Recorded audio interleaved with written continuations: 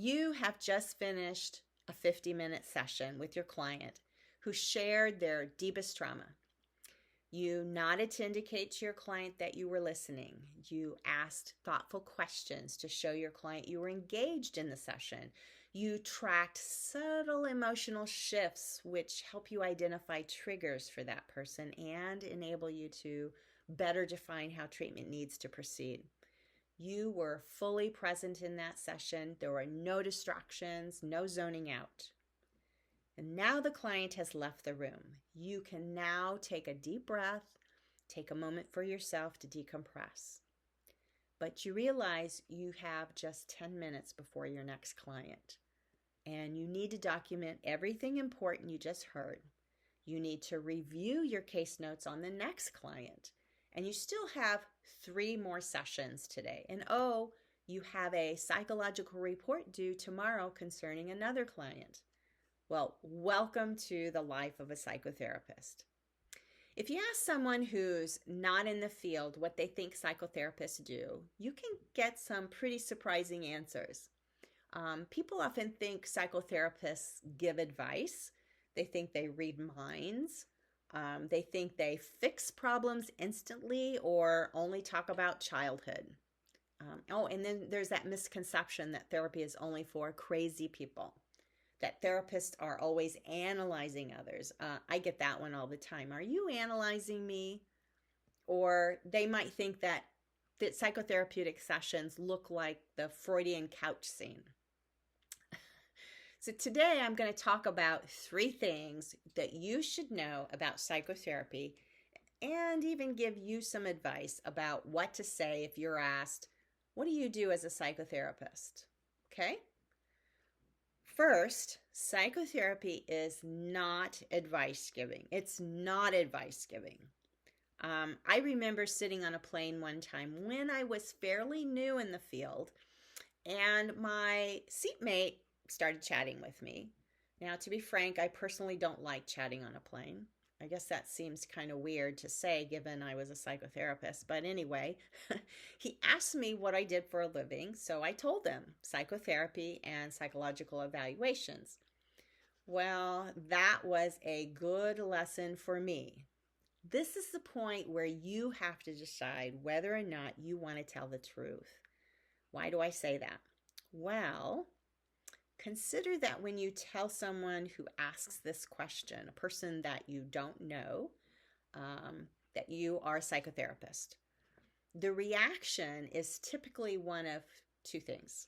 One, they shun you after that and want to get away from you as quickly as possible. Or 2, they have you trapped and they talk your ear off, trying to get advice about something in their personal life. So this guy had me trapped. He wanted to work through with me whether he should break up with his girlfriend. And it was the entire flight. In the end, what he wanted, I think what he wanted from me was a yes or no answer and advice about it. And that's the thing. Many people confuse psychotherapy with Dear Abby. They want advice. And maybe that's your impression of psychotherapy too at this moment, that it's advice giving, but psychotherapy is not advice giving. And I want you to realize that right now. So I no longer tell people what I do on a plane or at parties. Instead, if I get asked what I do, I just say with a smile, I work in healthcare, I'm off duty today. Or I help people solve problems, but I'm trying to have fun tonight, so I don't want to work on any problem solving today or tonight. It's taken me a long time to be able to say those things because my own nature is to typically give to others over myself. So to be able to do that has been part of my own psychotherapeutic growth. And you know what? I'm very proud that I can do that for myself now. I've grown. I should say that I used to say those things, that I'm not practicing psychotherapy anymore, but it doesn't matter. Okay, so if it isn't advice giving, what is it? The reality is that therapy is about guiding clients.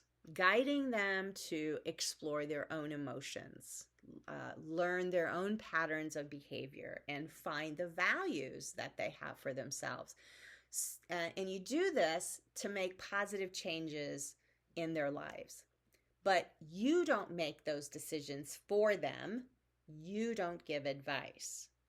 I think maybe a good analogy for this is that a therapist is a lighthouse and not a tugboat. I think this is a good analogy because therapists illuminate the path a client goes on, but they don't steer the ship. Therapists, therefore, they're not tugboats. They're not advice givers. Don't be a tugboat. That's my advice to you. Okay, secondly, I want you to remember that psychotherapists struggle too. A therapist who treats anxiety might battle anxiety themselves. A trauma therapist may have had their own past traumas. And consider that even though psychotherapists know how to guide someone to improve their mental health, or maybe how to communicate more effectively with their partner, or maybe help someone else discover patterns of behavior that need to be changed in order to better their lives, it doesn't mean those same therapists are good at using those same tools to help themselves. I mean, psychotherapists, they still get divorced. Psychotherapists are still vulnerable to suicide. In fact, did you know that doctors have a 2 to 5% higher rate of suicide than the general population? This includes psychiatrists and psychologists. So psychotherapists can still struggle with all of the same issues others do, like feelings of inadequacy or depression.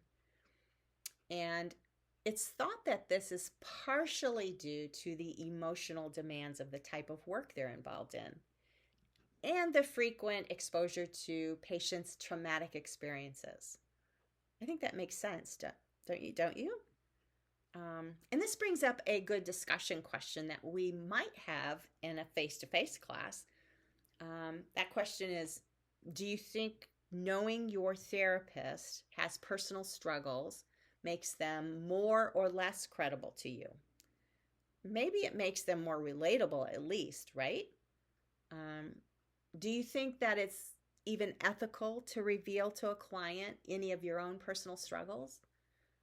Well, opinions from others in the fields about this vary. Like humanistic therapists, for example, with their belief in genuineness and authenticity, they often espouse sharing relatable personal struggles to some degree.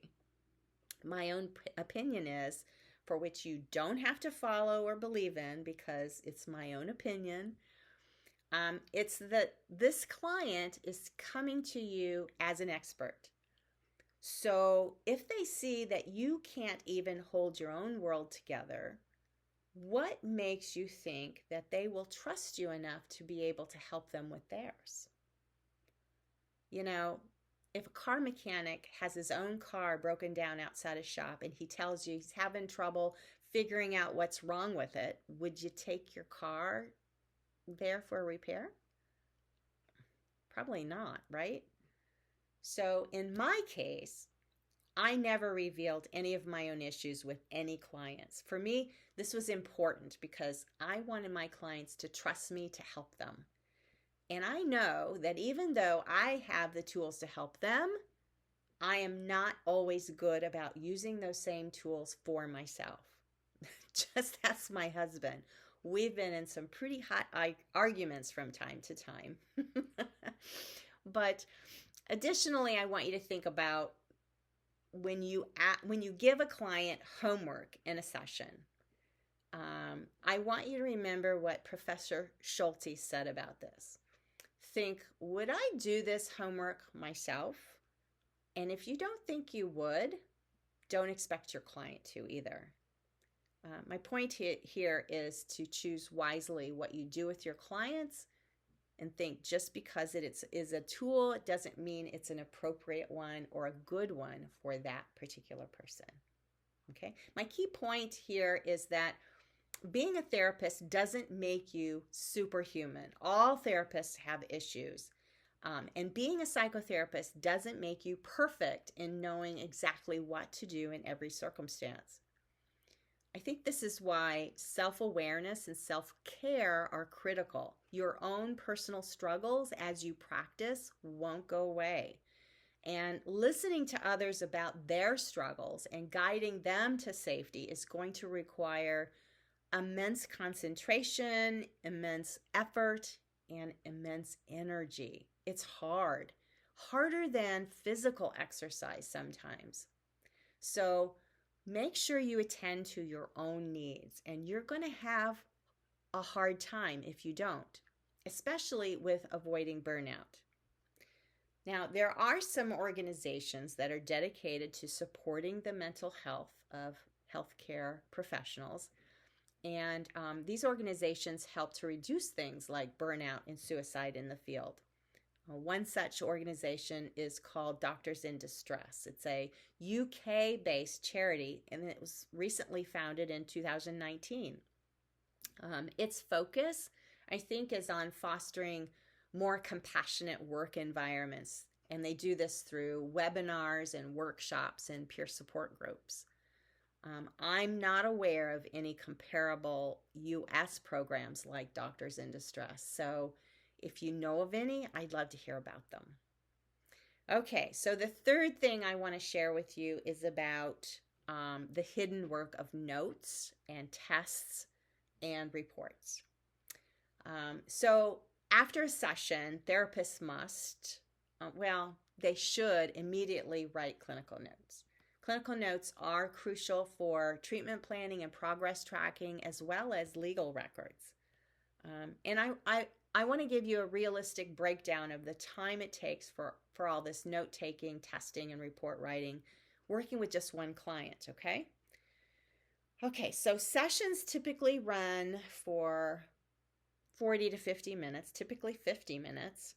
Note-taking about the session needs to include subjective and objective observations, an assessment of the problem, and whether you see any improvement or not, as well as a plan for the next session.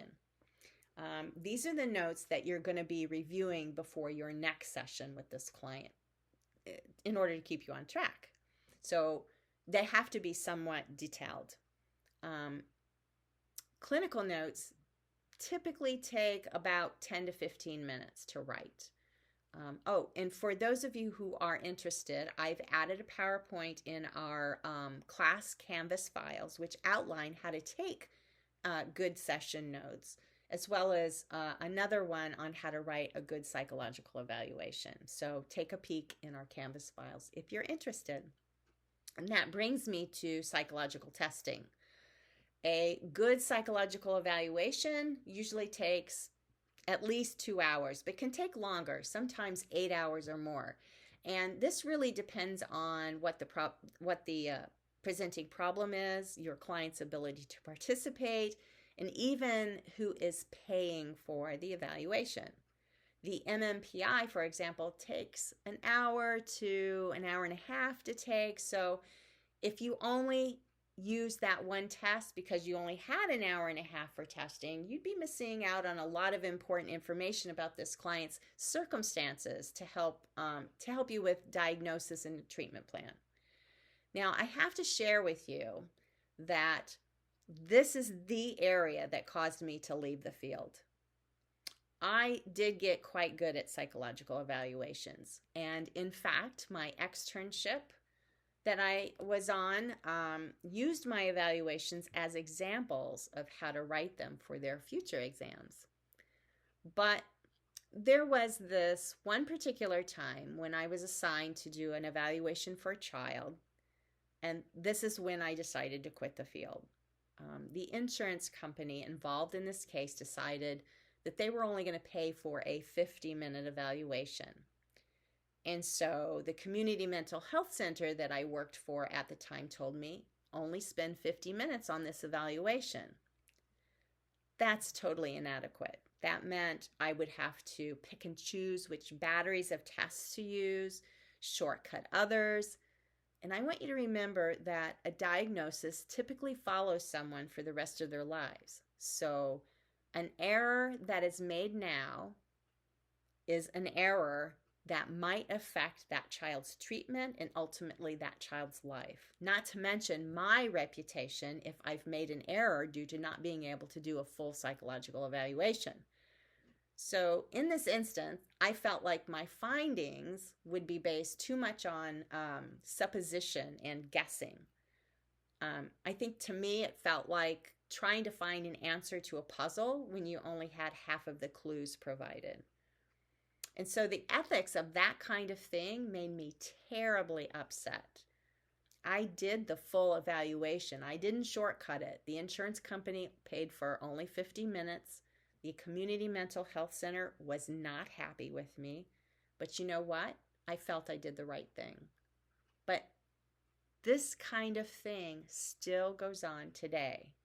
This is one of those things that needs to be rectified in our mental health system.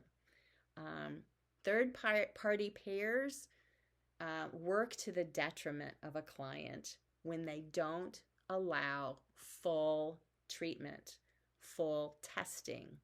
It's a disservice. Okay, so that's that. Okay, so after you complete the assessment comes the report writing. This is the long and arduous part of the job, really. Usually takes 5 to 10 or more hours per client. Now, every client doesn't require a psychological evaluation, but when they do, you need to be prepared for the amount of energy and attention you'll need to devote to it for the sake of your client. I think a good analogy for this third area of psychotherapy, the hidden work of the psychotherapist, is that it's a lot like a play. Therapy isn't just what happens in the session. You know, the audience sees the performance, but the real work happens behind the scenes. And I think this works for clients too, generally. The work that helps the client the most really isn't what's done in the session itself. It's usually between the sessions that make the difference. So in conclusion, here's a reality check and some encouragement.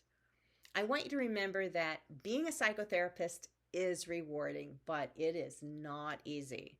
You don't just sit across from your client and listen. You need to realize the amount of energy and attention that it takes for you to analyze and to interpret and to document. It's a lot. You don't give advice. Your job is to help clients discover answers.